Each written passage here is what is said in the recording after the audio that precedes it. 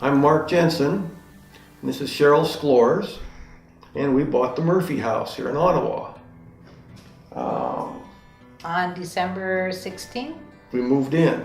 2016. Yeah. Don't move in December. We moved in on January 9th, Yeah. 2017. Most people our age are downsizing, but we couldn't afford to buy anything smaller, so we bought this house. And it's a pleasure to live in. House was built in 1880 and been remodeled a couple times, but a lot of the original stuff is still here. And so we like old wood floors and banisters and doorways. And where else are you going to find 7-foot doorways with foot-wide molding around all the windows? I counted, there's 35 doors in this house and 45 windows. They remodeled the kitchen in 2005, so it's got a very nice modern kitchen, nicest kitchen I've ever lived in. And a few new rugs here and there, and it looks brand new.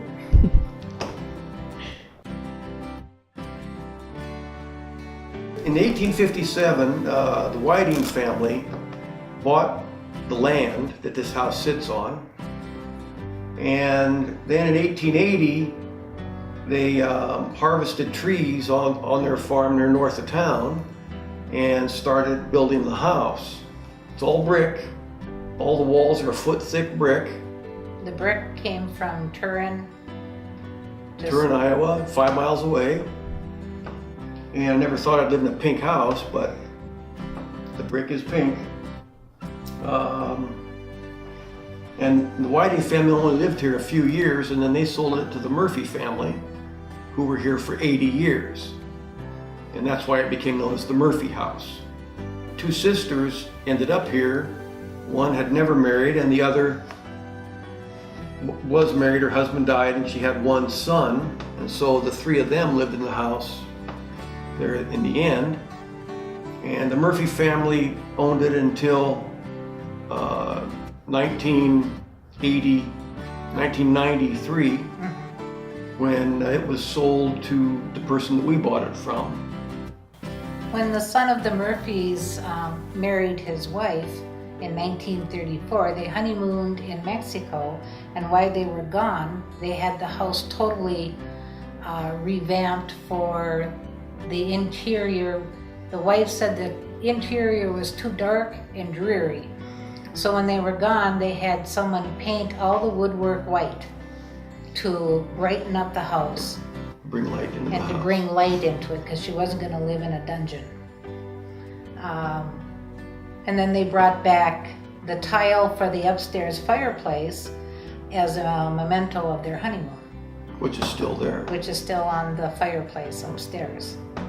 In 1857, like I said, they bought the land that the house sits on. However, that was the same year as the Spirit Lake massacre in Spirit Lake, Iowa, where 20 white people were massacred by the Indians, by some renegade Indians. So the high-tech answer to that in the 1800s was to build a lookout place to look out for Indians. And so this house has a 4th floor cupola or turret or lookout place where you could watch for Indians. You're a good probably 60 feet off the ground from that point. So that was the real answer to the real potential fear of Indian attack at the time the house was built. It's an interesting piece of history to be living in a house with tie-ins to tie-ins far to the back. past. Yeah. All of the decoration on the outside, around the windows and on the ridges, it's all tin. It looks like it's wood. I think they call them dentation, and the corbels, they're wood or plaster normally, but in this case they're all made out of tin. So that's why they can be 135 years old and still be around. The side porch has the original brick floor in it, which is made from the ground up. Yeah, it's solid all the way down. And 135 years old? And That's impressive. standing as firm as it was the day it was built. At the time the house was built, this was the biggest, fanciest house between Sioux City and Omaha.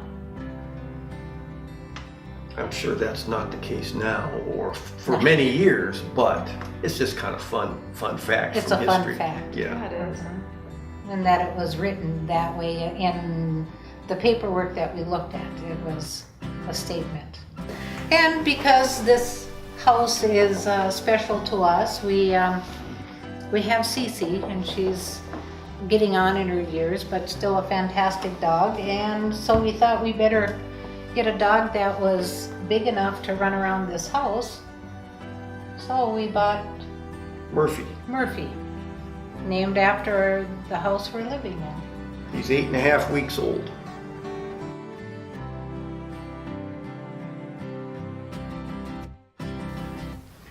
We bought the house through Century 21.